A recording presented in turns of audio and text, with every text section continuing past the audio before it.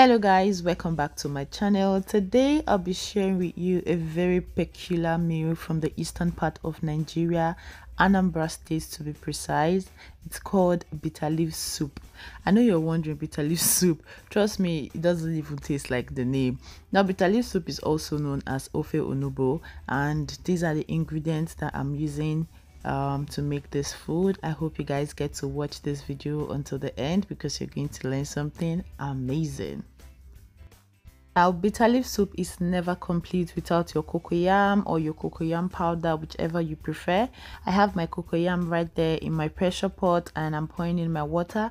I actually don't have a timer for my pressure pot, so I just pour a lot of water to make sure that my cocoyam is properly cooked, and I'm going to cook this for about 20 minutes and then we'll come back to check it.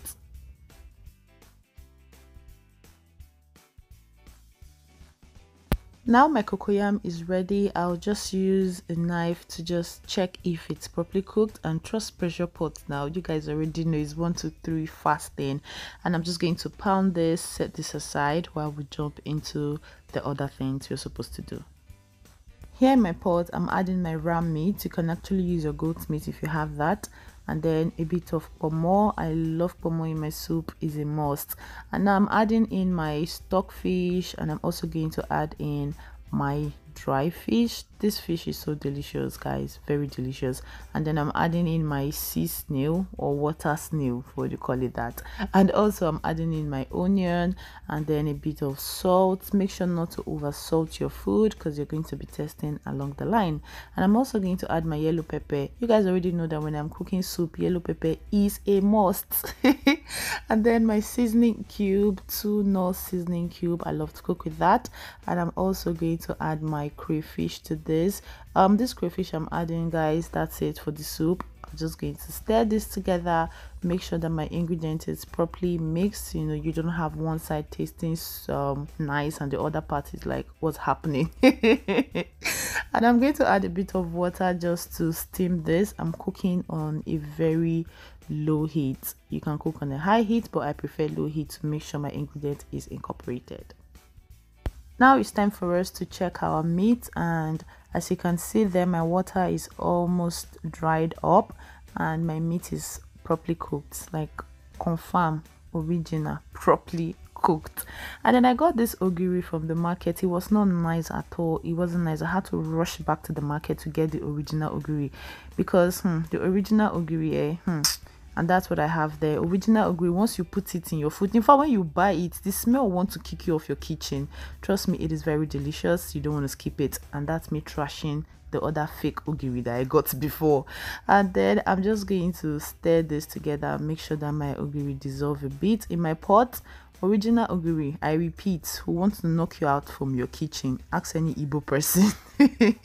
And then I'm adding my palm oil, just a bit of palm oil. I don't like too much oil in my food. You guys already know, my OGs already know that too much palm oil in my food, no, I don't do that. We don't do that over here. I don't enjoy it.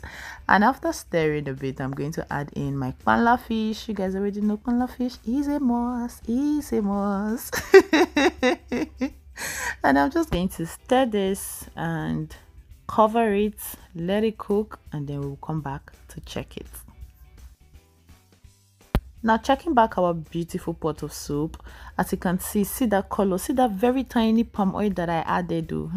Imagine that you add so much palm oil, you cannot even see your soup again. You can't see your soup. And now I'm going to add in my pounded cocoyam. I told you guys at the beginning of this video that I'm going to pound my cocoyam. I'm just going to put this together, cover it, let it cook for about 5-10 minutes, and we'll come back to check it. Now it is very important to have a very perfect consistency when you're making bitter leaf soup. This is not oha soup. This is not that kind of soup that you want it to be too thick. Do you understand what I'm saying? So make sure you have a good water consistency, just like this. It is not too watery, it is not thick at all. And I'm adding in my bitter leaf. I washed my bitter leaf, made sure that it is not bitter, and then I'm going to pour this together. I like to cook with the long bitter leaf and the short bitter leaf. There is just something about those two things. My mom always, she does that, so I picked that from her. And that's my short bitter leaf I added. I'm just going to stir this, and then I'm adding in the long bitter leaf. I really don't know what adds to the food, but I think it's just a thing with Anambra people. If you're from Anambra State, please confirm what I'm saying. Some people like to use the short one, some people like to use the long one, but I love to mix the both of them together.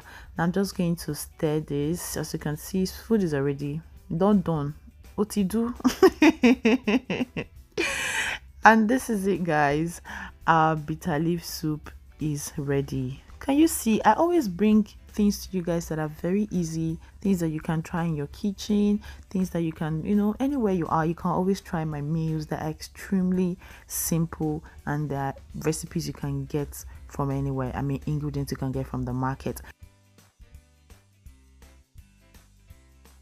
There you go. Bitter leaf soup ofe onugbo is ready. See how simple this is. It is not hard. Very, very simple. And you guys know I always eat my fufu with my soup. And of course, a tall glass of fresh watermelon juice. Please let me know what you think about this video. Leave a comment in the comment section. Do not forget to like, subscribe, share with your friends and family, and I will see you next week. Mwah!